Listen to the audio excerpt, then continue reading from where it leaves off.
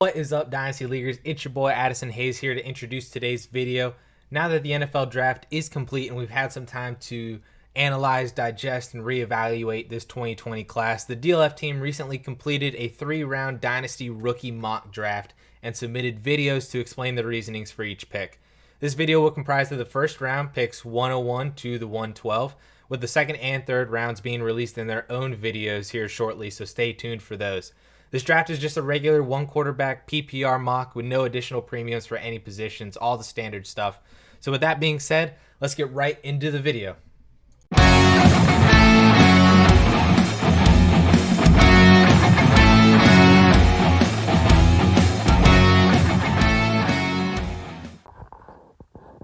What's going on, everyone? I had the 101 in this post-rookie mock draft, post-NFL draft, rookie mock draft exercise, and for me, it was a really easy decision. It was Clyde Edwards-Helaire. He lands in the most potent, powerful offense in the NFL.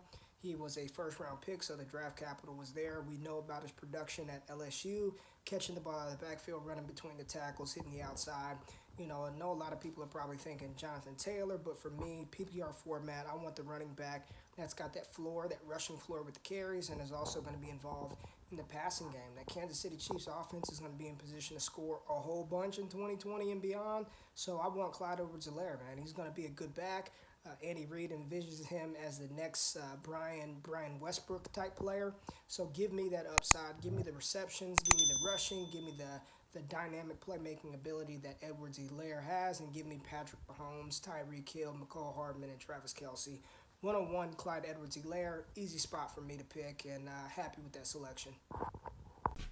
This is Bruce Mattson, senior staff writer of DynastyLeagueFootball.com. With the second pick of the first round, I'll be drafting Jonathan Taylor, running back from Wisconsin. And he was drafted by the Colts in the second round of the NFL draft, which is great draft capital, by the way. And this is a sneaky spot because the Colts have one of the best offensive lines in the league.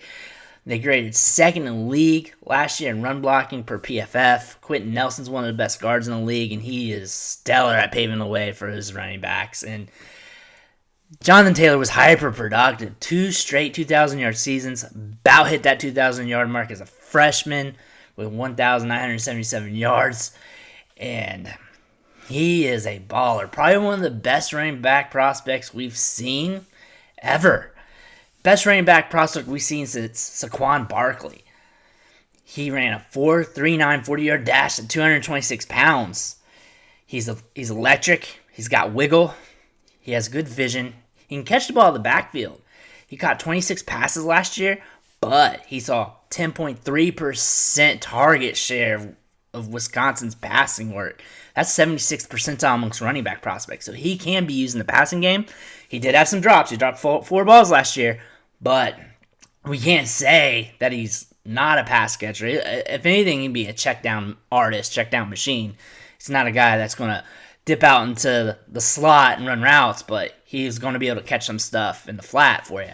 So he's not a loss there. The offense is getting better. They acquired some pieces. Paris Campbell's getting back. They drafted Michael Pittman.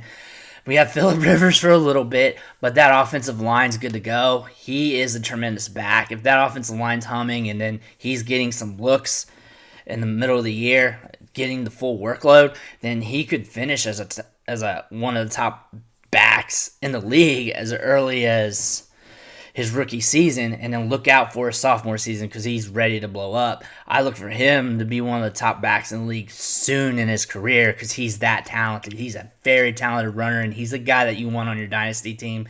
If you skip out on him for another player, you are going to be making a mistake, and you may regret that here in a couple years because he is a rare talent at the running back position.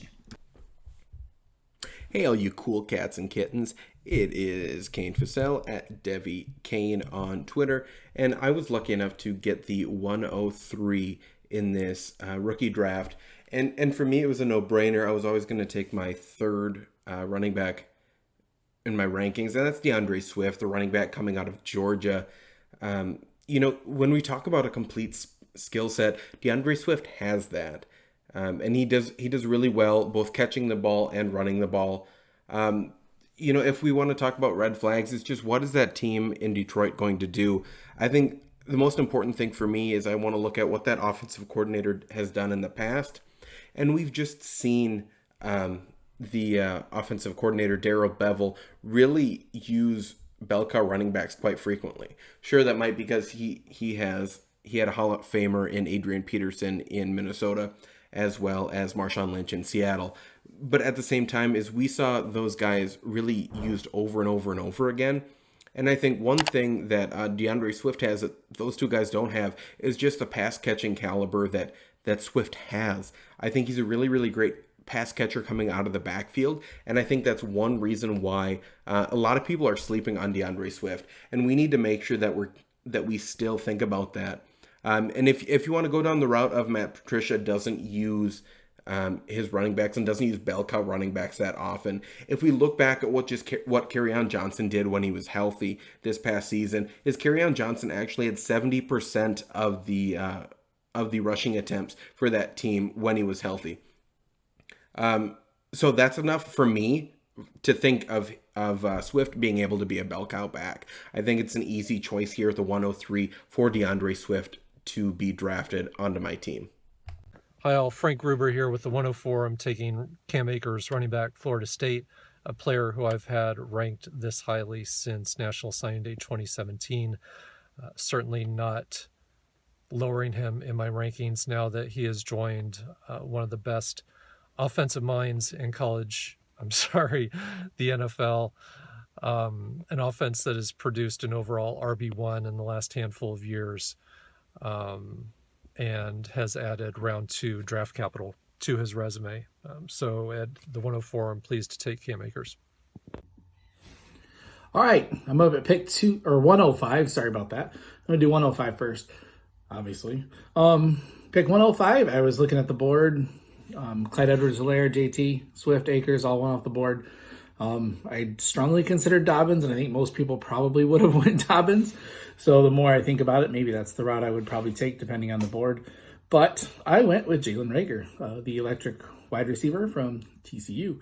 My thought process on taking Reagor here was that I think a couple of the wide receivers ended up in really good spots, but I really like Reagor's spot in Philadelphia. I think he's going to be an electric playmaker right off the bat that will make a difference and get a lot of yards and touchdowns the first year and every year beyond, honestly.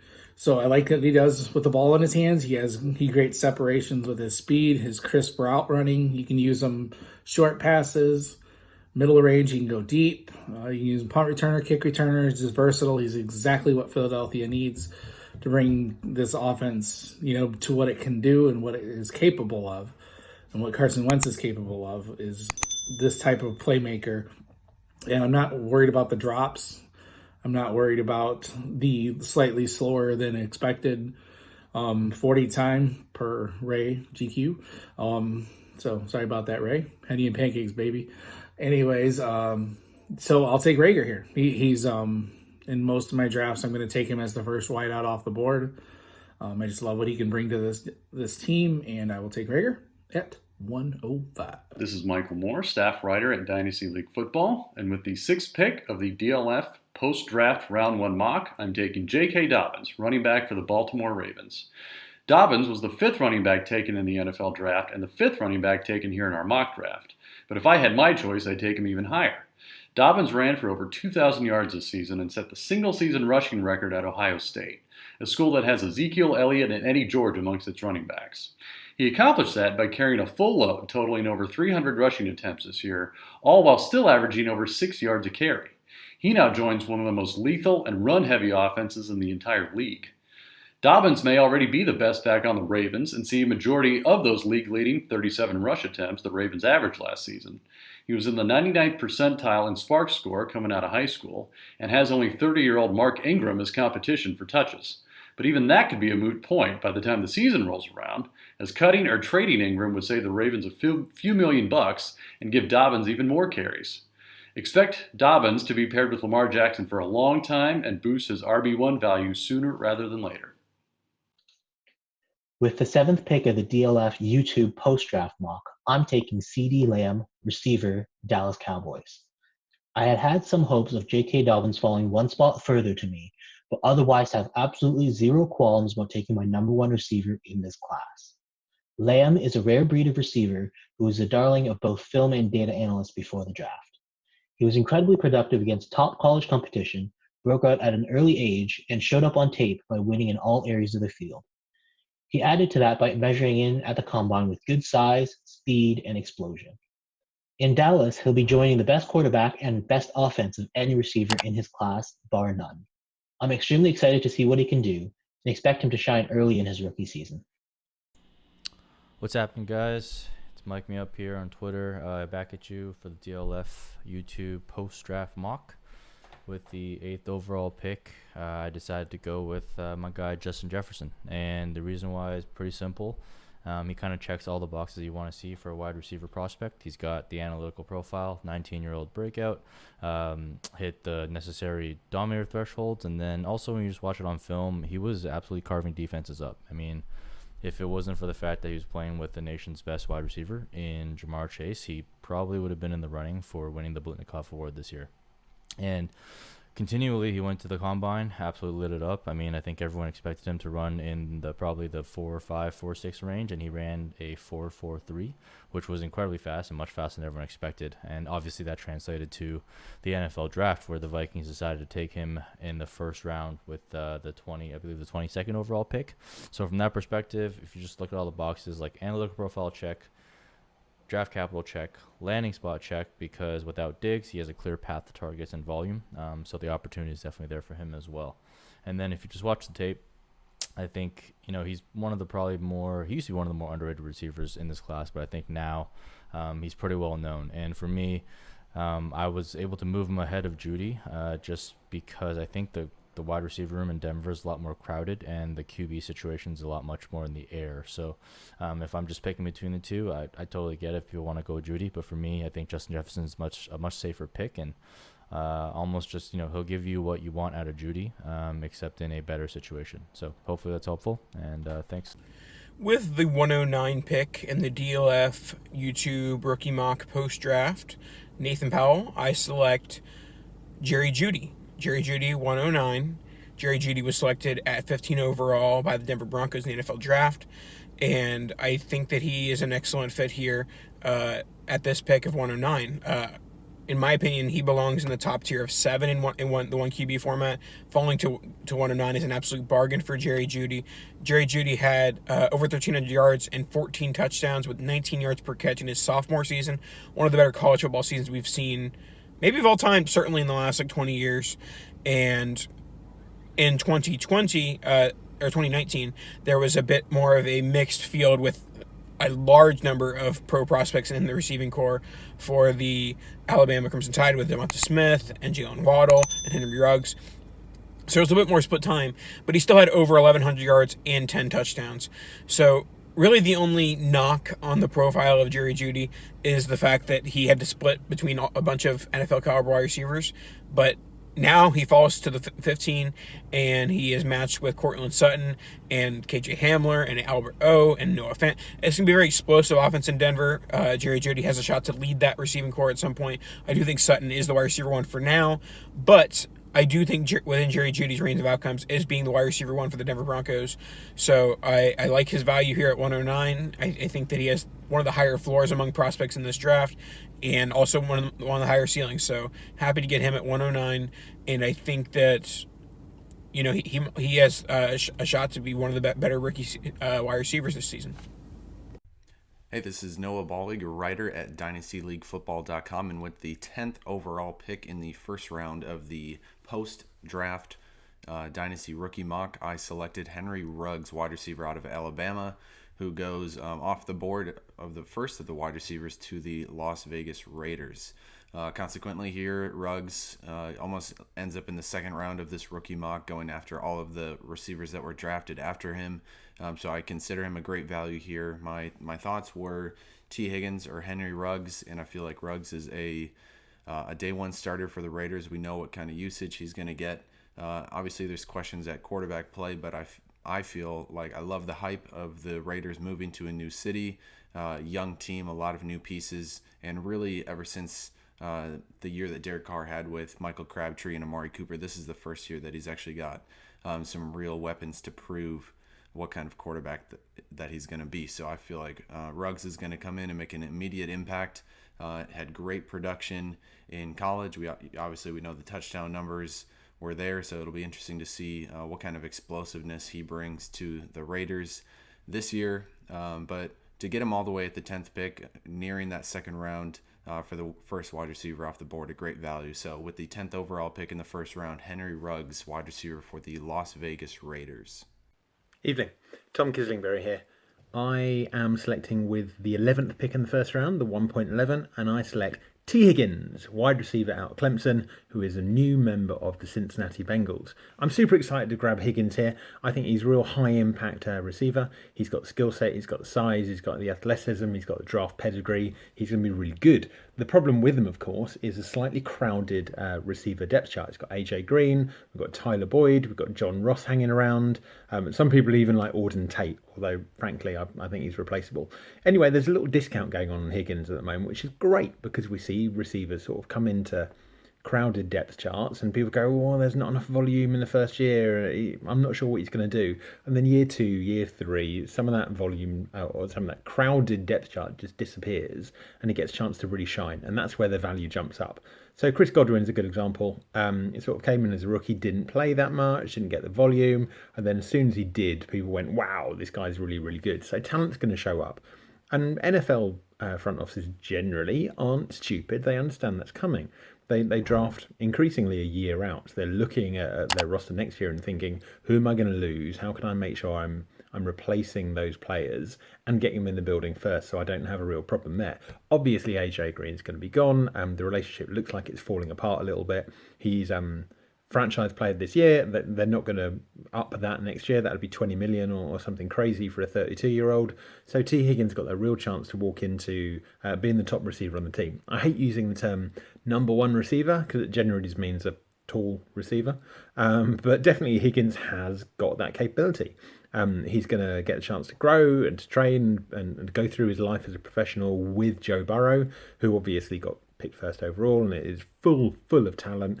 And I think that long-term Tee Higgins is going to be a really good buy, and that's what I'm buying receivers for on a dynasty team. I'm not looking for them for a 1 or 2 year fix. I'm looking at them because I want them to be a long-term starting option for me, who I can sort of plug in and build that dominant team over a number of years.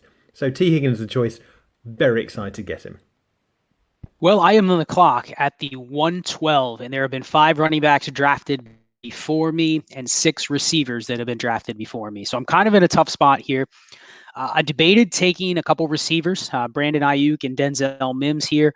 But I'm going to go with Green Bay Packers running back, former Boston College running back, A.J. Dillon at the 112. And here's my logic behind it. One, I think right now, if you're looking at some early ADP, and quite frankly, in sharper leagues, running backs should be going ahead of wide receivers. Doesn't matter who your wide receiver 1 is. They should go behind the top 5 running backs in this class, just based on saturation and just based on scarcity. I've talked about this before. The most valuable asset in Dynasty right now is a running back on a rookie contract, with multiple years left.